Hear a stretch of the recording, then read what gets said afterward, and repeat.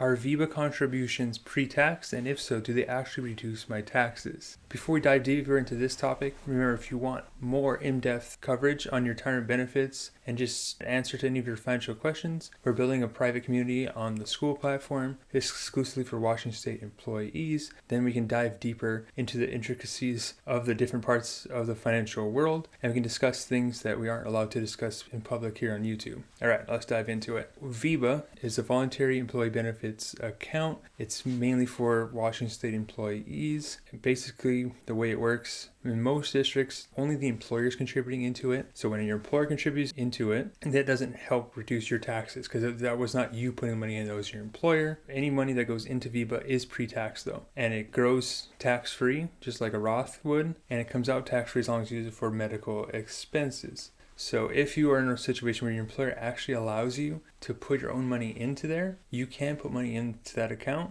and that is going to count as pre-tax deduction, which means it lowers your income, and which in turn lowers your taxes. So for example, I work and I make $60,000 per year, but I do $5,000 into this VEBA account. So it would show $60,000 minus $5,000 in contributions to this VEBA. Therefore, my taxable income would be $55,000. I'd be taxed on $55,000, not the full $60,000. So yeah, of any contributions to VEBA would count as a pre-tax deduction. Now, the interesting thing is VEBA actually doesn't have any contribution limits. So theoretically, you can put as much as you want into the plan. The hard part is finding an employer that actually allows you to put money into there. Most of them don't, and the ones that do, they often limit it to $50 a pay period or $100 a pay period. So it's very hard to find anyone that's going to let you put that kind of money into one. But theoretically, there is no limits, which is why when you go into retirement, and if you wanted to move your unused sick leave into VEBA, you can move as much as you wanted to. There's no income limits to hold you back from that transaction. Remember, when you do so, you only get a quarter on the dollar, but you avoid paying tax on the entire amount. It can grow for the future and you be spent completely tax-free on any kind of medical needs you have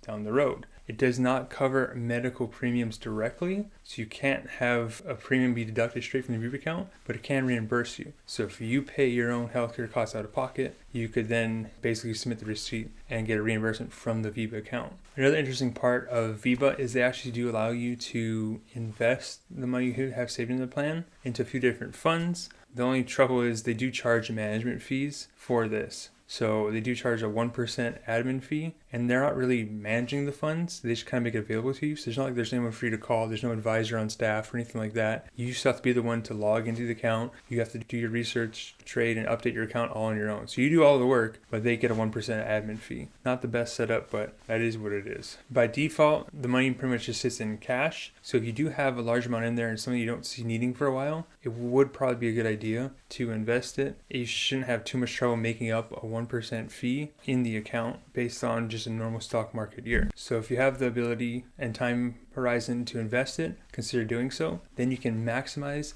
the tax-free growth feature of the VEBA accounts. And what it's going to boil down to is more money for you in the future to spend on healthcare needs. Now again, if you want to go more in depth on this topic, I cover it all in our school community. The link to join is in the description below. Also, feel free to check out our blog, waterspurs.com, for more articles, videos, and podcasts on these topics. And until next time, remember that your future depends on what you do today.